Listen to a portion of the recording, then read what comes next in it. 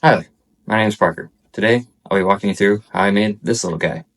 This is my trowel that I made for the ME414 final project. Stick around to see how I did it.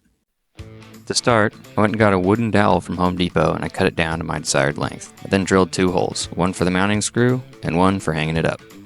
I then cut a little slit in the handle so that way the trowel head could slide into it when I was done. I then took the top of the handle and beveled it on that sander for better ergonomics and so it looked cool. I cut up an old t-shirt to use as fabric for my grip. I then struggled to sew the edge I cut back over itself for longer than I care to admit. Next, I took my scrap metal that I acquired and found where my screw hole should go. I made a mark, clamped it down, and got to drilling.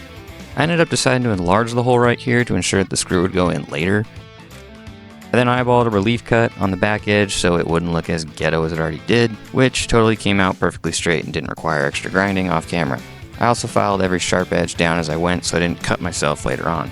To create the curved edges on the end of the trowel, I measured up where my bend should be based on my CAD model because I already had known the minimum bend radius based on my thickness. I then heated this metal up in the vise and kind of eyeballed how far to bend it downwards and then tried to do the same thing on the other side. Towards the end here, I realized it's good enough for who it's for. I decided to cut the tip of the shovel after bending it because it seemed easier that way in my head. It wasn't. Always do all your drilling and cutting before you make any bends. I made some pretty nasty looking cuts here, which you don't get to see because it's embarrassing, and then I ground them smooth with this grinder and the air gun. Remember, rule number 1 of shop safety is have fun. Here, I realized my bends were pretty pathetic, so I rebent them upwards till it looked better.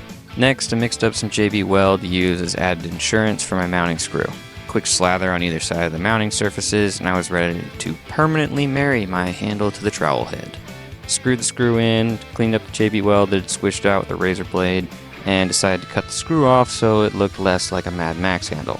Next, I sanded the handle so that way the super glue would stick and wrapped my grip around the handle and waited about 12 hours before I came back to use it.